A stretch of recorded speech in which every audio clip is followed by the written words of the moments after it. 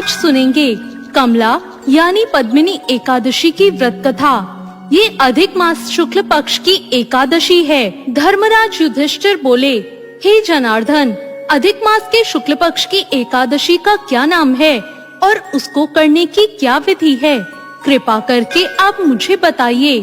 भगवान बोले, अधिक मास में शुक्ल पक्ष की जो एकादशी आती है वो पद्मिनी या कमला एकादशी कहलाती है। वैसे तो प्रत्येक वर्ष 24 एकादशियां होती है, लेकिन जब अधिक मास या मलमास आता है तब इनकी संख्या बढ़कर 26 हो जाती है। भगवान कृष्ण बोले, मलमास में अनेक पुण्यों को देने वाली एकादशी का नाम पद्मिनी है। इसका व्रत करने पर मनुष्य कीर्ति प्राप्त करके वैकुंठ को जाता है, जो मनुष्य के लिए भी दुर्लभ है। यह एकादशी करने के लिए दशमी के दिन व्रत का आरंभ करके कांसे के पात्र में जौ चावल आदि का भोजन करें तथा नमक न खाएं, भूमि पर सोएं और ब्रह्मचर्य व्रत का पालन करें। एकादशी के दिन ब्रह्म मुहूर्त में शौच आदि से निवृत्त होकर दंत धावन करें और जल के 12 कुल्ले करें और शुद्ध हो जाएं। सूर्योदय होने से पूर्व उत्तम तीर्थ स्थान में स्नान करने जाएं।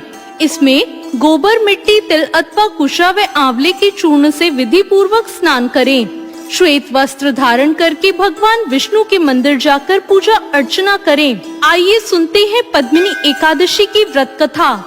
हे मुनिवर, पूर्व काल में त्रेता युग में हैहक नामक राजा के वंश में कृतवीर्य नाम का राजा महिष्मतीपुरी में राज्य करता था।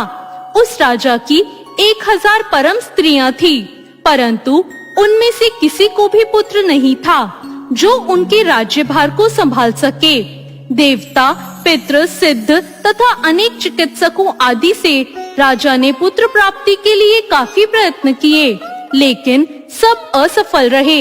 एक दिन राजा को वन में तपस्या के लिए जाते वक्त उनकी परम प्रिय रानी इक्ष्वाकु वंश में उत्पन्न हुए राजा की हरिश्चंद्र की पद्मिनी नाम वाली कन्या राजा के साथ वन में जाने को तैयार हो गई। दोनों ने अपने अंग के सब सुंदर वस्त्र और आभूषणों का त्याग कर दिया और वल्लक वस्त्र धारण करके गंधमादन पर्वत पर चले गए।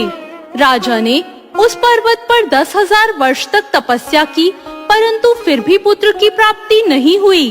तब पतिव्रता रानी कमल नयनी पद्मिनी से अनुसुईया ने कहा, 12 मास से अधिक महत्वपूर्ण मल मास होता है, जो 32 मास के बाद आता है। उसमें द्वादशी युक्त पद्मिनी शुक्ल की एकादशी का जागरण समेत व्रत करने से तुम्हारी सारी मनोकामनाएं पूर्ण होगी। इस व्रत को करने से पुत्र देने वाले भगवान तुम पर प्रसन्न होकर तुम्हें शीघ्र ही पुत्र देंगे। रानी पद्मिनी ने पुत्र प्राप्ति की इच्छा से एकादशी का व्रत किया। वह एकादशी को निराहार रहकर रात्रि जागरण करती। इस व्रत से प्रसन्न होकर भगवान विष्णु ने उन्हें पुत्र प्राप्ति का वरदान दे दिया। इसी के प्रभाव से पद्मिनी के घर कीर्ति वीर्य उत्पन्न हुए, जो बलवान थे और उनके समान तीनों लोकों में कोई बलवान नहीं था। तीनों लोकों में भगवान के सिवा उनको जीतने का सामर्थ्य किसी में नहीं था। सो हे नारद, जिन मनुष्यों ने मलमास शुक्ल पक्ष की एकादशी का व्रत किया है और जो संपूर्ण कथा को पढ़ते या सुनते हैं, वे भी यश के भागी होकर विष्णु लोक को प्राप्त करते हैं। तो ये थी पद्मिनी एकादशी की व्रत कथा। आपको ये कथा कैसी लगी? कमेंट करके जरूर बताएं। साथ ही मेरे चैनल भक्ति ज्ञान को सब्सक्राइब करना ना भूलें। वीडियो अच्छी लगी हो तो लाइक जरूर करें।